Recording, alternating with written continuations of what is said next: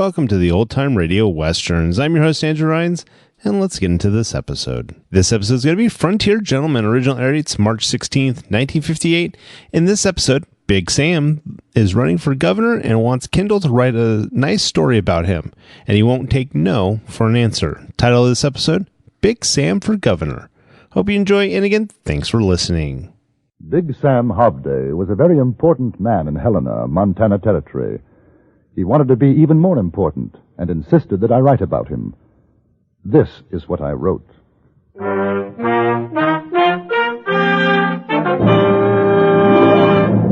Frontier Gentleman.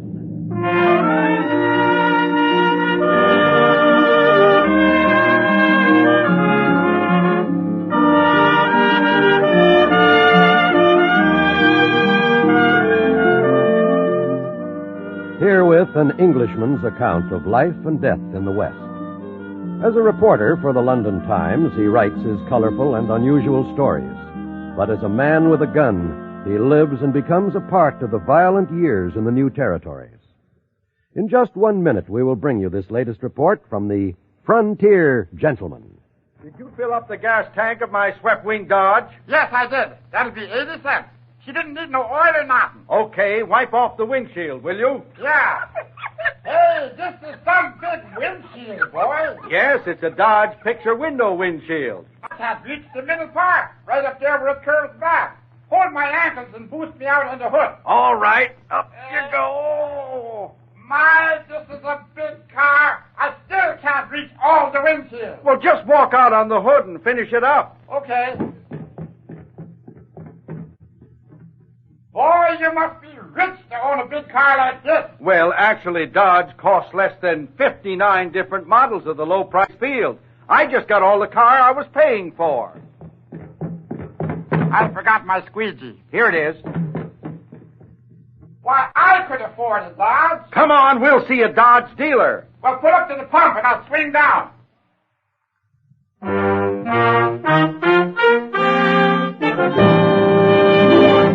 Now, starring John Dehner, this is the story of J.B. Kendall, Frontier Gentleman.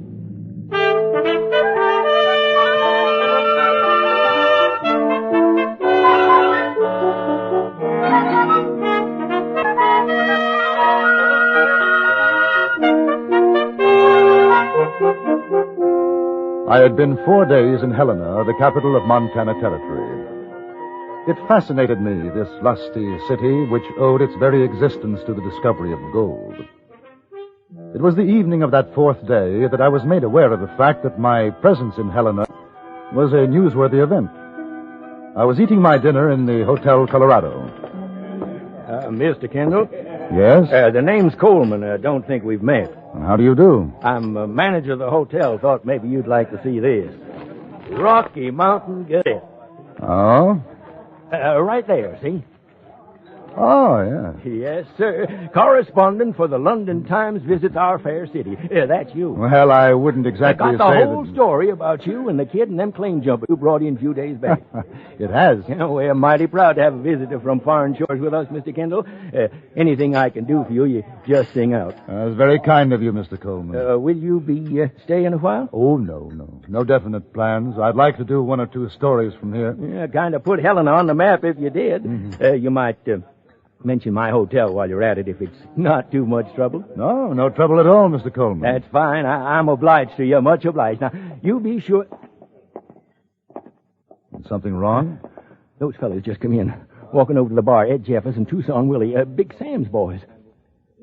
Big Sam? Hey, you've been here 4 days and you ain't here to Big Sam Hobday? Should I? He kind of runs things, him and his boys. Got mixed up with the vigilantes a few years back, and nobody figured yet which side he was on. But when the shooting was finished, Big Sam was top dog in these parts. I'm surprised I haven't met him. Between you and me, Mr. Kendall, he's not the kind of man we want... You Kendall? Yes, that's right. Good evening, Ed. You shake your hocks, Coleman. Me and Tucson here, we want words with this fellow. Sure, Ed, that's fine. See you later, Mr. Kendall. You want to talk to me? It ain't us, Kendall. Big Sam. Really? Big Sam? Yeah. All right, let's go. I haven't finished my dinner. Well, you finish it when you get back, huh? Come on. I rather an aversion to cold steak. What's he talking about? Aversion. What's aversion? How come you ain't educated, son? That just means you don't like it.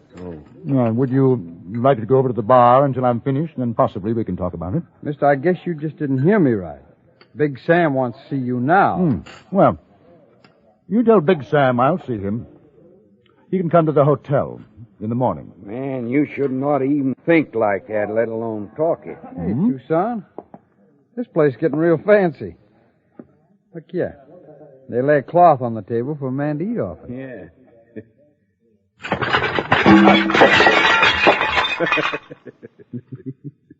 You know, I seen a fella do that once. He whooped the cloth off and not a dish was broke. It stayed right there on the table. I'm sorry you did that. Mister, you try and draw iron, I'm going to shoot you full of daylight. Tucson's got the drop on you, Kendall, for a fact. He's an awful fast gun. So I see. This friend of yours, Big Sam, he must be rather anxious to see me. Oh, sure. Big Sam just wants a nice, quiet talk. Ain't that so, Tucson? Yeah. So let's burn the breeze out of here. I was relieved of my gun, and we left the hotel. I noticed that most of the men passing by gave my companions a hurried nod and a wide berth as we made our way down Main Street toward a saloon. It was called a Bonanza, and from the look of the business that was being transacted at both bar and gambling tables, the name was a fitting one.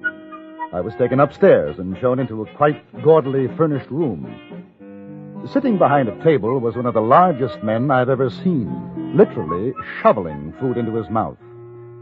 Lolling on a couch nearby, a woman of rather extraordinary proportions was sipping champagne. Oh, Kendall, how's your dinner? And I was having it. There was a slight interruption. What's the matter, you Jeffers? Ain't you got no manners? Well, it ain't our fault, Big Sam. He wasn't going to come. That's right. We had to persuade him. All right, go on, get out. Grab a chair, Kendall. All right, Millie, get a plate. Give Mr. Kendall some of them lamb fries.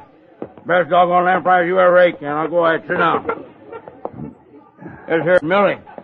Best looking gal this side of Chicago. How do you do? Tell you what I want to see you about, Kendall. I figured you want to write something about me in that London paper of yours. Here's your lamb fries, Mr. Kendall. Yes, thank you. Champagne, Millie. All right, see, the Rocky Mountain Gazette says you're in town, Kendall. That was a fine thing you done for that kid the other day. Fine thing, yeah. No good sister Bill claimed jumpers got what they had coming. Should have hung them, though. What'd he do? I ain't read the paper. Shut your mouth, Millie. Where's your champagne? Here's your champagne, Mr. Kendall. Thank you. Now go lie down and don't bother us. So like I say, Kendall, I'm a pretty big man in these parts, and I figure folks read your paper and want to know. Well, is there something particularly interesting about you? I mean, aside from the fact that you own what is obviously a successful business? Hey, mister, it's down on the breeze when I tell it to. Ain't that so, Mel? Sure. That's right, Mr. Kendall. I got myself one of the biggest strikes in the country. Taking out better than $1 million. How's that? Congratulations. The saloon, that's just a sideline with me. I'm a man that's going a long way, Kendall. You write about me, it'll help. Savvy? In what way? Well, I've been thinking about going in for politics, maybe being governor. Now, a story about me written right, it'd look pretty good for folks here and in Washington, reading what you say about me all the way over in England. Well, I'm afraid I couldn't be of much help. Why not? I don't write what people want me to write. I'll pay you $1,000. I don't think so. Thank you. Oh, sit down. You ain't even tasted your lamb fries. Some other time. Good night. Hi, Kendall. You going or staying, Big Sam? Staying.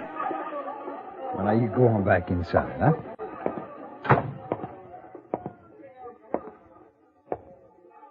Tell you what, Kendall.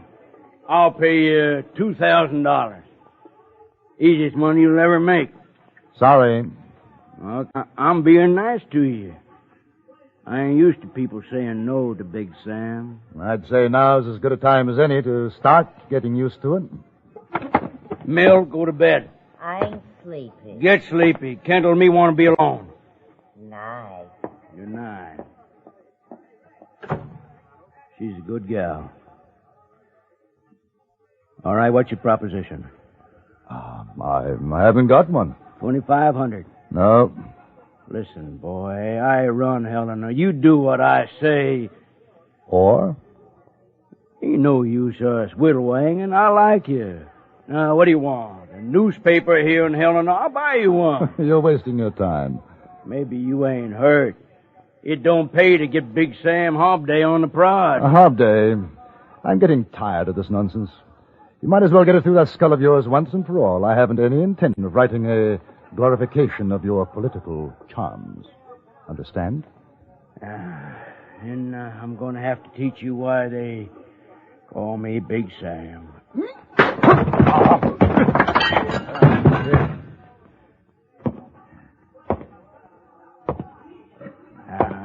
Maybe understand now, huh? I have an overwhelming desire to see if that stomach of yours is as big a piece of blubber as I think it is.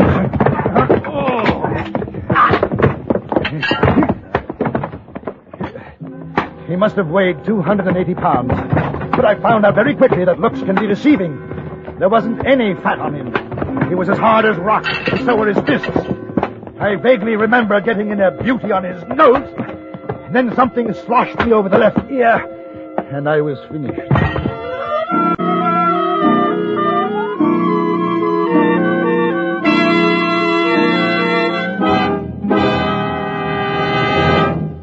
In a moment, we return to Frontier Gentlemen.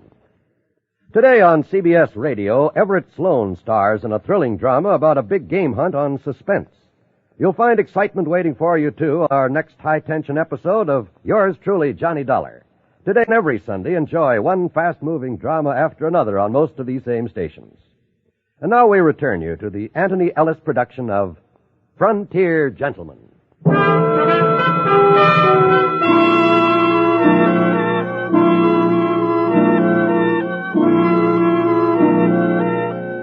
I woke up to find myself lying on a very large bed. The lady named Millie billowed over me, applying a wet cloth to my head. Behind her, I could see Big Sam Hobday. He had a fat lip and looked worried. Hey, you come out of it, huh? Yes. Yes, so I have. I feel. I've got a headache. That Tucson, he could have killed you. Tucson? And it wasn't you? Ain't you never been pistol whipped? Him and Jeffers come busting in just when we was going good. And Kendall, I sure do admire your punch. I'm going to have a little talk with that gentleman. Oh, don't you worry none about that. I told him plenty. Yes, I'll bet that made an impression. Mill, go get Mr. Kendall some coffee. Sure. You just take it easy, Mr. Kendall. Millie'll be right back with the coffee. Sure glad to see you up. I thought for a while you'd seen the pale horse. Let's go in the other room. How about a drink? Name your poison. Brandy? Sure.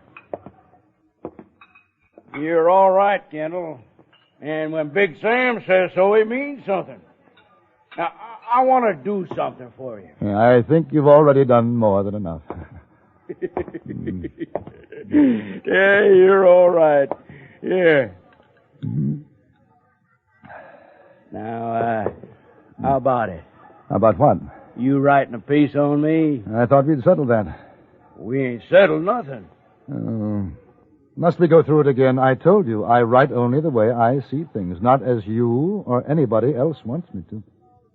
Then you ain't going to do it? Oh, I'll send a story about all this, but I don't think you'll like it. But you're stubborn as a bobtail mule. No doubt. Now, if I can have my gun, please, I'd like to go back to the hotel. You ain't going nowhere, Kendall. I've been real friendly to you. Now I asked you a favor, polite and nice, and you turned me down. Well, I ain't asking no more. I'm telling you. Big Sam wants you to write what he says to write. Yes. Well, you tell Big Sam there's not a chance. Jeffers! What's on? That's the trouble with me. I get easy with folks like you. They take the bit in their teeth. Something you want, Big Sam? Well, sure, there's something I want. How come you figure I call you? Now, get some writing paper, quill and ink. Kendall here's going to work. Sure. Tucson, you stay here. I'll be right back.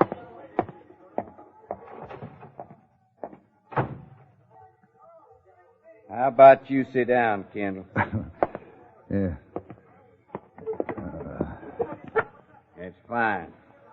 Don't you do nothing to make me shoot you. Big Sam will be awful mad. Ooh, perish the thought. Here's your coffee, Mr. Kendall. Thank you, Millie. You sure are welcome. Tucson, how come you're holding a gun on Mr. Kendall? I'm watching him for Big Sam. Oh. You know, Mr. Kendall, you shouldn't all wrangle with Big Sam. He's a real loving man when you get to know him, that is. Why don't you do like he says, huh? It'd make him real happy to be a governor. But it would make me very unhappy. Oh. Tucson, put away that gun. Look here now, Kendall. I brung Sheriff Dehner. He just happened to be passing by. Hello, Sheriff. Mr. Kendall, sure is nice seeing you again. You walked out so quick after bringing in them claim jumpers, I never did get a chance to properly thank you. Sheriff could tell you about me, Kendall. I could for a fact, Big Sam. Sheriff thinks I make a doggone good governor, don't you, Dehner? Well, what I think ain't so much, Big Sam. It's the people that count. You see? Now, we all know what a fine thing it'd be if that London Times of yourn says a lot of pretty English words about Big Sam Hobday. Just a point of information.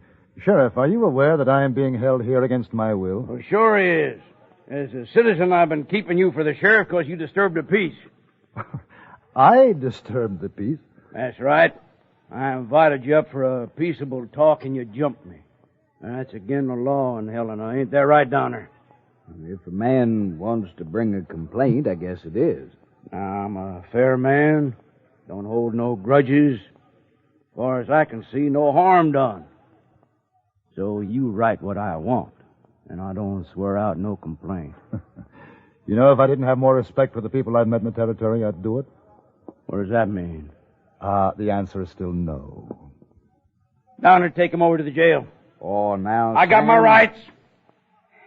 I'm sorry, Mr. Kendall. That's all right. And while we're at it, I want to serve a counter-complaint against Big Sam. Same charge. If I go to jail, he goes too. We'll settle it in court. My word against his. Ain't a judge in town going to believe you, Kendall. I'm Big Sam. I'll take the chance. You arrest me, Sheriff, you arrest him, too. He's in his rights, Sam. What do you mean in his rights? He ain't got no rights. You do like I say, Dehner. We're getting a new sheriff. Well, I got to uphold the law, Sam. If I take him, I got to take you. He's made a complaint. Dehner, you get me hog wild. I'm mighty sorry, Sam. You gonna do like I say? Well, I can't. I swore to uphold the law. You remember when I was swore in? I'm warning you, Dehner. It don't make no difference. All right.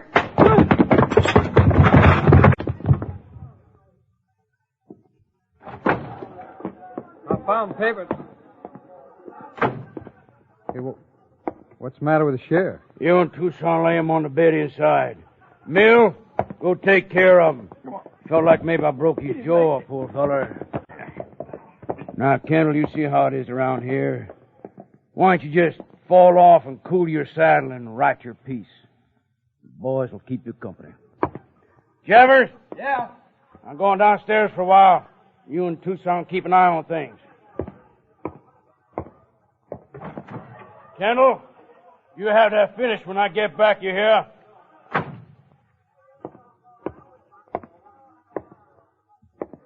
You heard what Big Sam told you. Yes. Oh, yes. Now, how's the sheriff? He's fine. Didn't break a thing. He'll be coming around. Now, you get going, huh? I'll put the paper and quill there on the table. I may need some help. What kind of help? Oh, things about Big Sam's background, his past. Well, Tucson here can tell you. You've been with him longer than me. Good.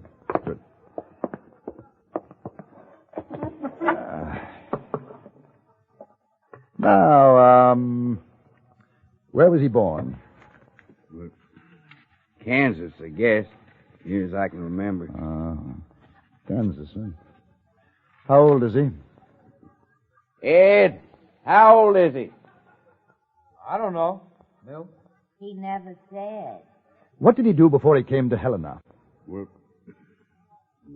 lots of things. Some maybe he wouldn't want you to write. Helpful. I'll just use my imagination.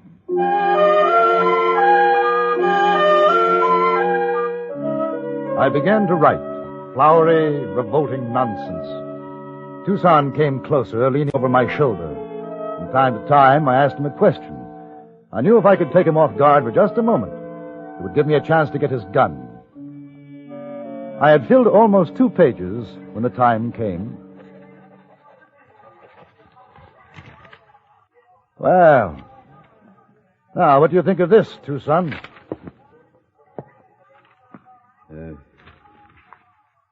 In Montana Territory, the flower of manhood has reached its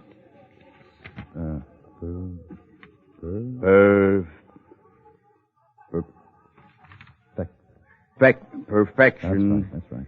In the mining town of Helena. I refer to a Stalwart citizen who bears, and with good reason. Put your hands high over your head, Jeffers. Now, I'll take your gun if you don't mind. Another patient for you, Florence Nightingale. Pick him up, Jeffers. Take him in there.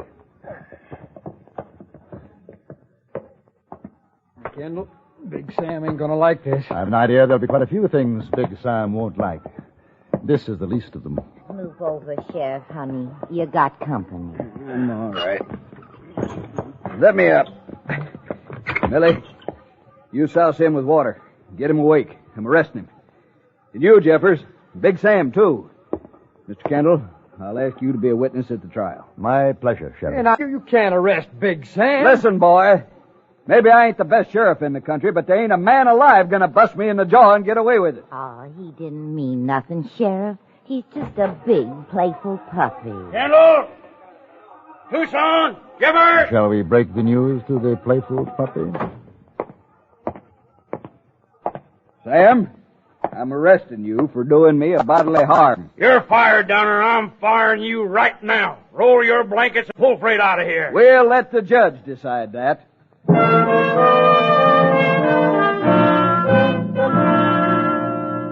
The judge did decide, strangely enough, against Big Sam and his boys. 7 days in jail and $200 fine. It was a small thing, but it broke Sam Hobday's hold on Helena. The whole town stood against him, and he knew it. I sent the story off to the Times, but I don't think that it will improve Big Sam's chances for governorship of Montana Territory.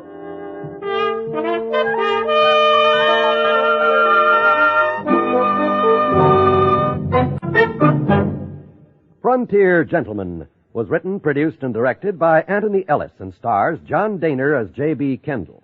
Featured in the cast were Jack Kruschen, Stacy Harris, Vic Perrin, Gene Carson, Harry Bartell, and Charles Seel. Music was composed and conducted by Wilbur Hatch.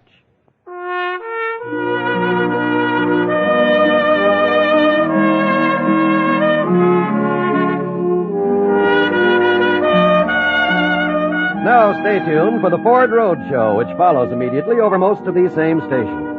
And join us again next week for another report from the Frontier Gentleman. John Wall speaking. This is the CBS Radio Network.